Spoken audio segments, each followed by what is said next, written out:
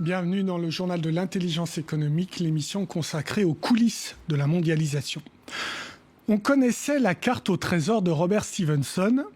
Eh bien voici celle de la Banque mondiale. Elle est baptisée la carte à 1 milliard. 1 milliard de dollars, c'est en fait la somme qui sera investie dans les prochaines années pour recenser toutes les richesses minières de l'Afrique et offrir ainsi au marché les trésors de la terre africaine.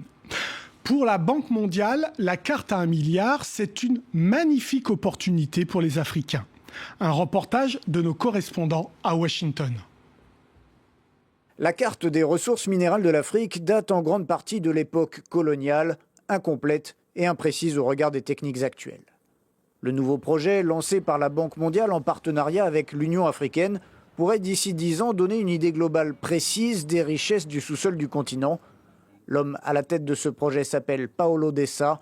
Selon lui, cette carte permettra aux pays africains de faire valoir leurs intérêts. Malheureusement, la plupart des gouvernements ne savent pas ce qu'il y a dans leur sous-sol.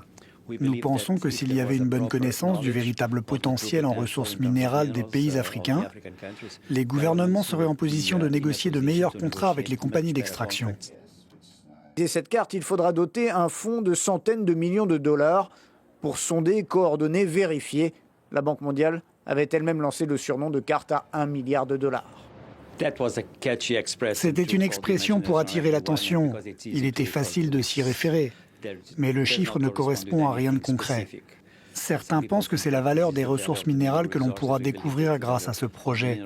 Mais nous pensons que la valeur des ressources qui peuvent être révélées peut être bien plus élevée que ça, de l'ordre de milliers de milliards de dollars. D'autres estiment que c'est ce que coûterait la réalisation de cette carte. L'idée de base est que la géologie ne s'arrête pas aux frontières. Il faut donc une organisation au-dessus des États et des partenaires financiers pour porter ce projet. La prochaine étape attendue est l'aval formel de l'Union africaine. Une organisation au-dessus des États. Mais pourquoi ? Les Africains ne peuvent-ils pas gérer eux-mêmes leurs ressources naturelles ? L'Afrique est-elle prête à accueillir ce don de la terre ? Pour le spécialiste de l'OCDE que nous avons rencontré, la réponse n'est pas évidente. Dans les sous-sols de l'Afrique gisent d'immenses richesses. Les Africains ne le savent pas, ni personne d'ailleurs. Une initiative de la Banque mondiale vise à recenser toutes les ressources naturelles du continent. Le projet est baptisé la carte à 1 milliard. 1 milliard de dollars, c'est la somme qui sera investie d'ici à 5 ans pour mener à bien ce projet. Car l'Afrique est en retard. 5 $ investis par kilomètre carré pour l'exploitation contre 65 au Canada, en Australie et en Amérique latine. Reste à savoir si c'est une chance ou une malédiction. Pour ce spécialiste de l'OCDE, c'est une chance. Il faut prendre ces richesses pour ce qu'elles sont, c'est-à-dire de vraies richesses. Il ne faut pas en avoir peur. L'abondance de richesses ne nuit pas en tant que telle. La vraie malédiction, c'est celle des mauvaises politiques publiques. Pour l'OCDE, l'information est une arme qui impose la transparence. Savoir, c'est éviter les petits arrangements entre les entreprises et les gouvernants. Mais savoir, c'est aussi courir un risque. La découverte de richesses peut nourrir des conflits. Je ne pense pas c'est elle qui les crée, mais elle peut servir de détonateur à un certain nombre de conflits qui peuvent être très meurtriers. L'Afrique est-elle prête à recevoir ce cadeau de la Terre ? Sa gouvernance est-elle suffisamment solide pour résister à la pression et à la loi des multinationales ? Il faut bien comprendre que les ressources minières ou les ressources énergétiques en Afrique, elles ne sont pas exploitées par les États eux-mêmes ou très rarement, sauf en Afrique du Sud, par des entreprises africaines. Ils sont très dépendants des moyens technologiques et financiers de grandes entreprises européennes, américaines, chinoises, malaisiennes, que sais-je. Autrement dit, le citoyen africain est souvent exclu du partage des richesses. Les dirigeants politiques et les multinationales risquent donc d'être les grands gagnants de cette carte à 1 milliard. Bien, avec moi sur ce plateau, Grégoire Niodet, bonjour. Vous êtes chargé des questions financières au Secours catholique et Caritas France et vous êtes l'un des membres de la coalition internationale de la campagne internationale qui est intitulée « Publiez ce que vous payez ».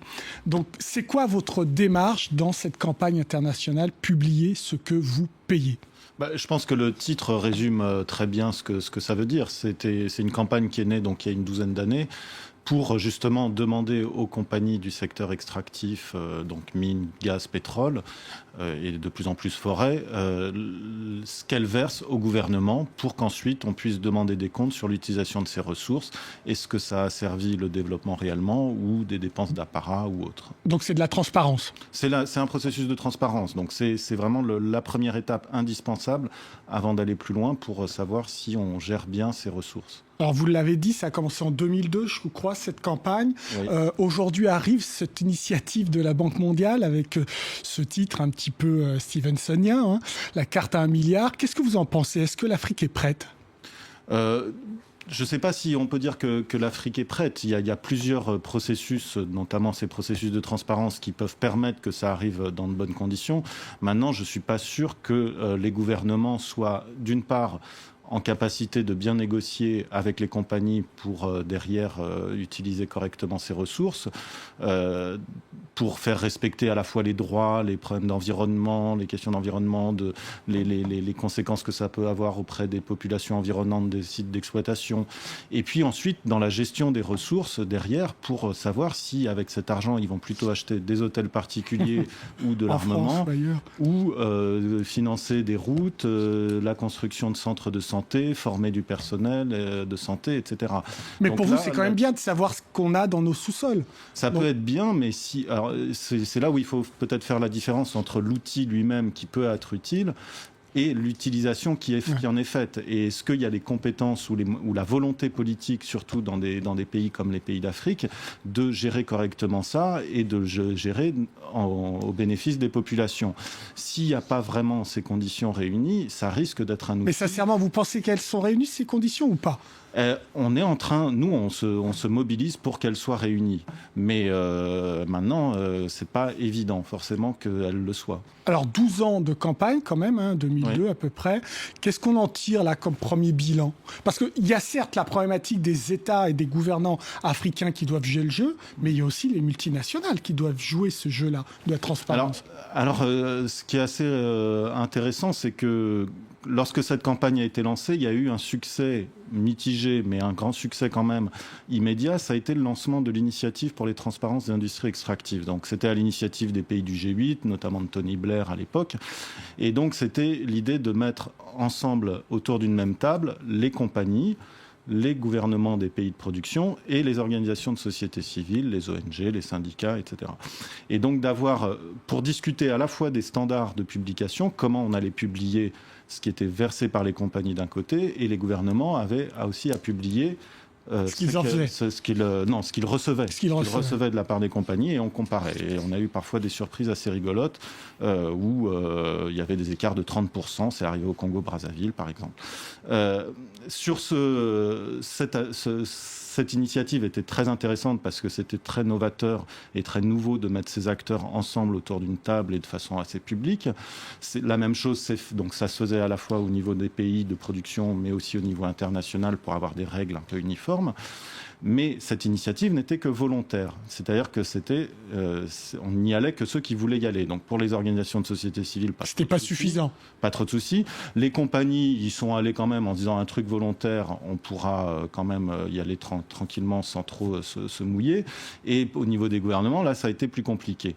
Et donc, ça a quand même porté ses fruits. Ça n'a pas été facile forcément pour notamment les militants de société civile dans les pays de production. Certains ont été en prison, certains ont connu l'exil, des menaces, etc. Et alors, ça a avancé chez nous aussi. L'UE a diffusé des directives en 2013, donc là, qui vont être appliquées, c'est obligatoire, d'ici les 2 ans qui viennent. Voilà, et c'est là où on a reçu, là où il y a eu plus de réticence de la part des compagnies, c'est que quand ça devient obligatoire, là, ça coince un peu plus. Et donc, les compagnies ont notamment voulu que ce ne soit pas au niveau local, la publication, mais au niveau national et global. Donc chaque pays? Au niveau de chaque pays, oui. Mais nous, ça a été un de nos chevaux de bataille assez important, c'est de l'avoir aussi projet par projet pour que les collectivités, les communautés locales puissent aussi avoir cette information et autour des sites de production, puissent aussi demander des comptes sur les ressources qui sont sorties de leur sous-sol. Donc je disais directive européenne de 2013, est-ce qu'elle a été appliquée dans le champ national, par exemple en France ? En France, ça vient d'être voté, comme on dit, transposé, c'est-à-dire un droit européen qui est transposé en droit national. Il y a cette même... En fait, c'est parti aussi des États-Unis dans le cadre de la loi sur la régulation en 2010, mais ça a pris du retard depuis, et notamment parce que le lobby pétrolier américain a porté plainte contre cette réglementation. Et ça a été transposé au niveau britannique, au niveau français et au niveau allemand. Donc on est à peu près dans les clous. Et donc on aura les premiers chiffres à partir de 2016 sur l'année 2015. Ils seront publics ? Ils seront sur les sites internet des compagnies et normalement on espère que ce sera dans des formats utilisables et qui pourront être facilement diffusés auprès des populations locales. Eh bien, on suivra cette affaire.